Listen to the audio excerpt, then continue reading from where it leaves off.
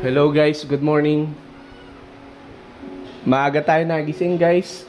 Alas 7 ng umaga. By the way, magkakape pala tayo. Ito po yung daily routine natin bago tayo pumasok sa trabaho at sumagot ng mga ibang inquiries natin.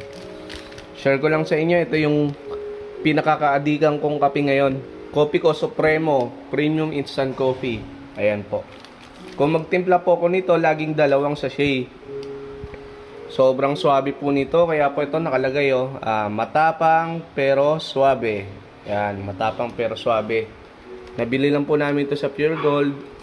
Tapos, kapag magtitimpla po ako niyan, dalawang sachet nun, tapos isang tablespoon of sugar. Ganyan lang po. Once na magawa po natin yan guys, magiging ganito na yung pinakakulay niyan. Swabing swabe. Niready ko na to guys. Medyo nahuli tayo sa pagbibideo eh. Ayan po. Kita nyo naman po yung kulay. Napakatapang pero swabe to guys. Hindi siya nakaka-acid. Ayan po. Tara, kape po tayo guys habang nanonood ng Roblox itong anak ko. Ah!